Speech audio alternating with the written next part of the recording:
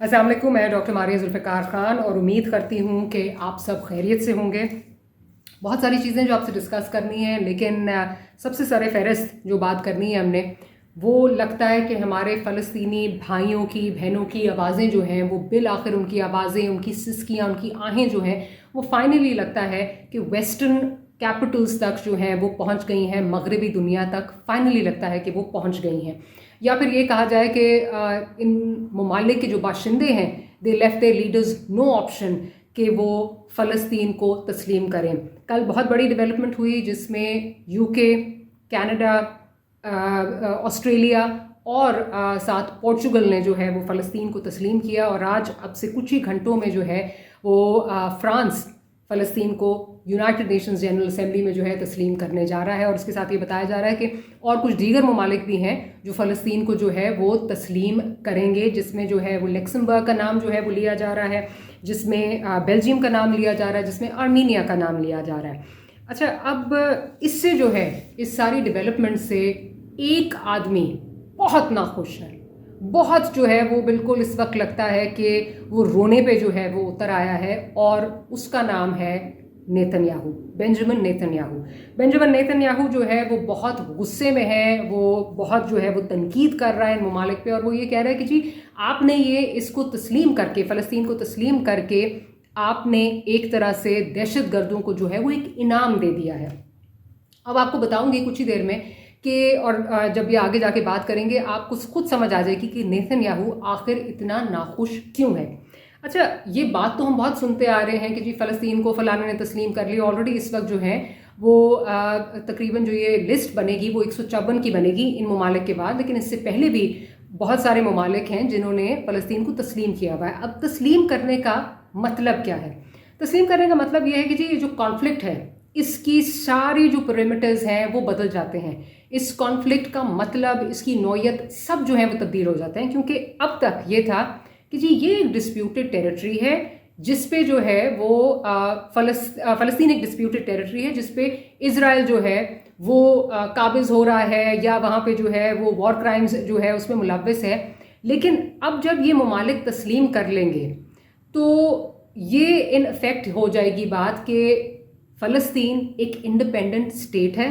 और उस independent state को इज़राइल जो है उसके ऊपर वॉर क्राइम्स कर रहा है, वहाँ जो है वो इंसानी हकूक़ की खिलाफ वर्जियाँ कर रहा है। So basically it's one state occupying another state, basically this is what it will Intel.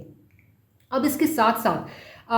मैं ये बिल्कुल नहीं कह रही और ना ही ये समझना चाहिए कि जी हमारे जो फ़लस्तीनी बहन भाई हैं उनको जो है वो आज़ादी मिल गई है या वहाँ से जो ब्लॉकेड्स हैं वो ख़त्म हो जाएंगी या वहाँ पे जो इलीगल सेटलर्स हैं वो चले जाएंगे, ये नहीं है। लेकिन इसका मतलब ये ज़रूर है कि वो मगरबी ताकतें, अब आप G7 के ममालिक देख लें जिसमें से फ्रांस, उसके बाद जो है वो ऑस्ट्रेलिया, कनाडा, यूके, ठीक है, इन 4 ममालिक ने, ये बड़े जो हैं वो G7 के ममालिक हैं जिन्होंने तस्लीम कर लिया फ़लस्तीन को। तो अब ये जब अपनी आवाज़ फ़लस्तीन के लिए उठाएंगे तो उसमें जो है वो दम होगा, लफ्ज़ी जमा खर्च नहीं होगा और ये एक स्टेप जो है वो क्लोजर होगा टू दैट 2 स्टेट सोल्यूशन जिसके बारे में सब बात करते हैं। इससे ये भी होगा कि मतलब पॉसिबिलिटीज़ हैं कि वहाँ पे जो है वो दीगर ममालिक जो हैं वो अपनी एम्बेसीज़ खोल लें। उसके अलावा ये होगा कि वहाँ पे जो बायलैटरल ट्रीटीज़ हैं ममालिक की जिसमें एड भी शामिल है वो भी जो है वहाँ तक उनको जो है वो रसाई मिल सके। So this in effect is a very positive development जो कि हुई है। लेकिन ये ओवरनाइट ऑब्वियसली हमें ये एक्सपेक्ट नहीं करना चाहिए कि ओवरनाइट जो है ये चीज़ें हो गई हैं। अभी भी आप ये देखें कि ऑलमोस्ट 2 साल से ये कॉन्फ्लिक्ट जो है जारी और सारी है। ये जितने ममालिक जिन्होंने कल जो है वो तस्लीम किया उनकी अपनी पब्लिक का बहुत ज़्यादा प्रेशर था। यूके की अगर बात करें तो तकरीबन जो 220 MPs हैं जिसमें से 60 लेबर पार्टी के हैं, उन्होंने जो है वो ये कहा कि हमें फ़लस्तीन को तस्लीम करना चाहिए। फिर ऑस्ट्रेलिया में 54%, 54% जो पब्लिक ओपिनियन है वो फ़लस्तीन को एक्सेप्ट करने की, उनको रिकग्नाइज़ करने की जो है वो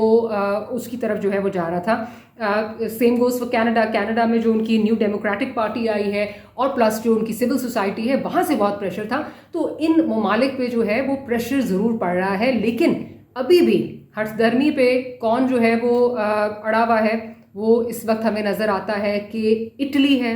जर्मनी है और सबसे बड़ा जो है वो अमेरिका है। तो अब प्रेसिडेंट ट्रंप ये कह तो रहे हैं कि जी मैं यहाँ पे जो है कॉन्फ्लिक्ट ख़त्म करना चाहता हूँ, मैं वो प्रेसिडेंट हूँ जो कॉन्फ्लिक्ट ख़त्म करेगा, लेकिन ये अब कॉल ऑफ फेल में कितना तजाद है ये आने वाले दिनों में नज़र आएगा कि किस तरह जो है वो प्रेसिडेंट ट्रंप ये कॉन्फ्लिक्ट ख़त्म करवाते हैं। फ़िलहाल तो ये है कि अभी जो मुस्लिम ममालिक हैं, जिसमें तुर्की शामिल है, जिसमें कतर है, जिसमें सऊदी अरेबिया है, जिसमें मिस्र है, 7 ममालिक हैं जिनमें पाकिस्तान भी शामिल है, जिनको दावत दी गई है कि वो एक आशाया है प्रेसिडेंट ट्रंप ने जो है वो रखा है, जिसमें उनको मदऊ किया गया है। होटल पेरिस में, न्यूयॉर्क में ये दिया जाएगा, जहां हमारे शहबाज शरीफ भी जा रहे हैं। ये ज़रूर कहूँगी कि इस वक्त जो पाकिस्तान की डिप्लोमेसी है, पाकिस्तान की जो डिफेंस है, वो गोल पे गोल जो है वो किए जा रही है। माशाल्लाह अल्हम्दुलिल्लाह पिछले कुछ देर से हम देख रहे हैं, मार्का हक के बाद तो हम देख ही रहे हैं कि किस तरह जो है ये ट्रेजेक्ट्री ऊपर जा रही है। लेकिन अभी भी जो पिछले हफ्ते से अगर हम देखें,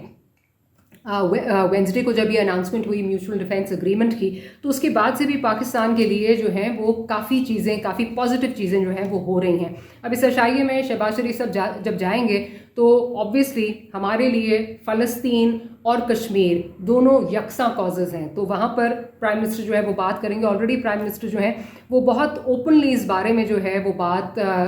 लंदन में जो है वो कर चुके हैं, जिसमें उन्होंने कहा है कि जी अगर किसी का ख्याल है, अगर दुनिया का ये ख्याल है कि पाकिस्तान और भारत के जो हैं वो मामलात ठीक हो जाएंगे और ये मसला कश्मीर का स्टेटस को जो है वो प्रिवेल करेगा, उसके बावजूद जो है वो ठीक हो जाएंगे, तो he is living in a fools paradise, वो अहमकों की जन्नत में रह रहा है। ऐसे नहीं होगा, हमने 4 जंगें लड़ी हैं और इन्हीं इश्यूज़ पे जो है इसी कश्मीर पे जो है वो लड़ी हैं, तो किसी को ये नहीं सोचना चाहिए कि ओवरनाइट जो हैं ये चीज़ें हमारी ठीक हो जाएंगी। अब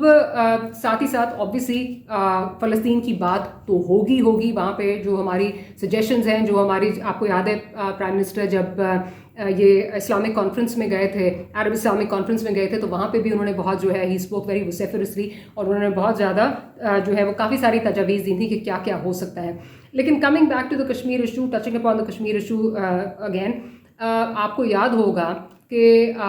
पिछले अपने दौरे हुकूमत में भी और इस दौरे हुकूमत में भी प्रेसिडेंट ट्रंप ने बिलखसूस मार्का हक के बाद उन्होंने एक दफ़ा फिर ये कहा था कि अगर कश्मीर पे मैं सालिसी का किरदार अदा कर सकता हूँ तो मैं बहुत खुश होऊंगा and I will be more than happy to do it. तो लेट्स जस्ट सी कि प्रेसिडेंट ट्रंप जो है वो क्या अपना किरदार इसमें अदा कर सकते हैं। लेकिन इस वक्त सर फहरिस्त इस वक्त जो है ऑब्वियसली वो फ़लस्तीन है, हमारे गज़ा के बहन भाई हैं जो इस वक्त मज़ालिम उन पर ढाए जा रहे हैं। लेट्स होप कि ये जो पॉजिटिव डेवलपमेंट्स हैं ये उनके लिए कोई जो है वो आसानियाँ जो है वो पैदा करें। लेकिन जब तक इज़राइल अपनी हठधर्मी पे जो है वो डटा हुआ है और मगरबी ताकतें उसको जो है सपोर्ट कर रही हैं, तब तक तो मुश्किल लग रहा है, लेकिन नामुमकिन नहीं है, क्योंकि आने वाले दिनों में अगर यही ममालिक जहाँ से इज़राइल की जो है वो ट्रेड बहुत ज़्यादा जो है वो मुंसलिक है, जिसकी तरफ उन्होंने कुछ ममालिक में जो है वो इशारे भी दिए हैं, अगर वो कोई ट्रेड सैंक्शंस लगाते हैं तो फिर शायद कुछ जो है वो चीज़ें बेहतरी की तरफ जा सकती हैं। इज़राइल की बात करें और साथ उनका जो दरीना दोस्त है या उनका जो उनका ट्विन ब्रदर है इंडिया, उसकी बात ना करें तो कैसे जो है वो डिस्कशन ख़त्म हो सकती है। बिकॉज़ इंडिया ने भी अब इस वक्त जो अपनी हिपोक्रेसी है वो इसकी हिपोक्रेसी इस वक्त जो है वो उरूज पर है, क्योंकि हमें ये इस वक्त ये बताया जा रहा है कि हमें जो रोज़ ये बताया जाता है वो ये बताया जाता है कि जी हम इसलिए पाकिस्तान के साथ जो है वो ताल्लुकात नहीं कर रहे, हम उसके साथ ताल्लुकात जो हैं वो नहीं बना रहे बिकॉज़ पाकिस्तान एक दहशतगर्द जो है वो नेशन है। और क्रिकेट में भी आपने देखा क्या हुआ, बड़ी हिपोक्रेसी है, समझ नहीं आती कि एक तरफ जो है वो आप कहते हैं कि जी पाकिस्तान एक दहशतगर्द मुल्क है, हमने उसके साथ कोई ताल्लुकात नहीं रखने, लेकिन दूसरी तरफ जहां आपको सूट करता है, जहां आपको पैसे नज़र आते हैं, जहां आपको डॉलर नज़र आते हैं, तो वहां आप क्रिकेट खेलने जो है वो पहुंच जाते हैं। फिर ये ड्रामे में हाथ नहीं मिलाऊंगा, मैं ये नहीं करूँगा, that doesn't make any sense. बात यह है कि मोदी जो पार्टी है वो उनके कॉल और फेल में इतना तजाद है कि मेरा ख्याल है दिन ख़त्म हो जाएगा, कॉन्वर्सेशंस ख़त्म हो जाएंगी, लेकिन ये जो है ये बातें ख़त्म नहीं होंगी। अब जो बताया जा रहा है वो ये है कि क्रिकेट तो क्योंकि उससे डॉलर्स आते हैं और अमित शाह का बेटा जय शाह जो है वो बैठा हुआ है क्रिकेट बोर्ड में, तो वहाँ वो तो सब ठीक है। लेकिन जहाँ बात आती है, जहाँ अपना हिंदुत्व नज़रिया जो है वो उन्होंने भारत पे जो है वो मुसल्लत करना होता है, तो वहाँ वो they don't miss any opportunity. अब क्या जी, लेटेस्ट अपॉर्चुनिटी क्या है कि बाबा गुरु नानक का जो उनकी जो एनिवर्सरी है उसके लिए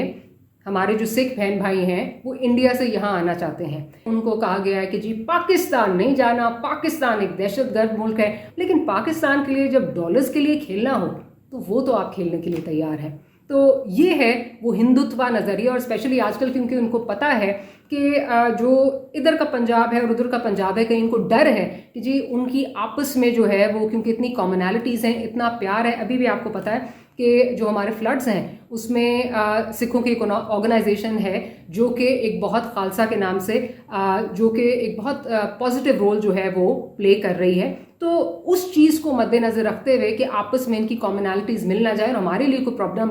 ना बन जाए, उन्होंने ये कतगन लगा दी है कि पाकिस्तान दहशतगर्द मुल्क है। जब डॉलर्स की बात आती है तो पाकिस्तान के साथ सब जायज़ है। That's all for today. See you tomorrow.